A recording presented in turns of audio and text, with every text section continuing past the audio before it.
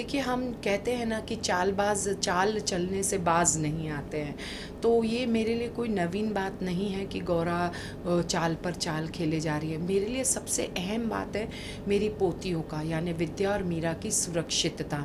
और कहीं न कहीं अब मैं गौरा की दुष्टता को बहुत अच्छे से जान चुकी हूँ। और वो बलि देना चाहती थी मूक पशु का, बकरी का। मैंने उसे रोक लिया था और उसे सबक सिखाया। तो कहीं न कहीं वो बहुत ही बुरी तरह से बिफर चुकी है और अब वो जान लेने पर आमदा आन पड़ी हुई है और मैं उसे किसी भी कीमत में कामयाब नहीं होने दूँगी।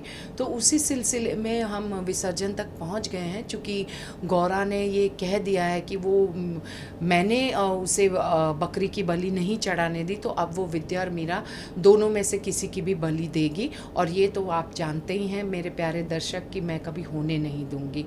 तो बस इसी सिलसिले में यहाँ पहुँच गई हूँ और ये अवश्य कहूँगी कलयुग है, अंतिम चरण पे है कलयुग। और गौरा जैसे दुष्ट लोग भी इस युग के प्रतिनिधित्व करते हैं और कहीं न कहीं अब बस पाप का घड़ा भर गया है। अब छोड़ूंगी नहीं गौरा को, माँ जगदम्बे की सौगंध, जान से मार दूंगी उसको। और जो मानवता की दृष्टि से बहुत ही नीचे हद तक गिर चुके हैं, उनके लिए ईमान, धर्म, इंसानियत ये चीज़ कोई मायने नहीं रखती। ये शब्द भी उनकी डिक्शनरी में नहीं है। तो कहीं ना कहीं गौरा ने गुंडों के द्वारा मुझे फिर से विश्वासघात मेरे साथ किया, धोखा किया है और सर पे वार करके, पीठ के पीछे वार करके मुझे बेहोश करके संदूक में डाल के पानी में डाल दिया है। लेकिन वो कहते हैं ना कि मारने वाले के 2 हाथ होते हैं, बचाने वाले के 1000 हाथ होते हैं। कोकी का बाल भी बांका नहीं होगा, इतना अवश्य कहूँगी। तो थकान नहीं है बल्कि खुशी है, दर्शकों का प्यार है, साथ है, तो मैं बेहतर महसूस कर रही हूँ।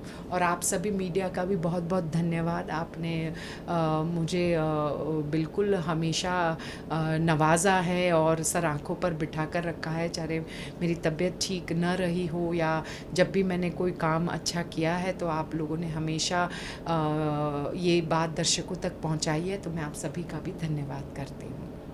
तो आपकी तबीयत जल्दी से ठीक हो जाए और आप फिर से पहले की जैसे पूरे जोश में आप शूटिंग शुरू कर दें, यही दुआ करें।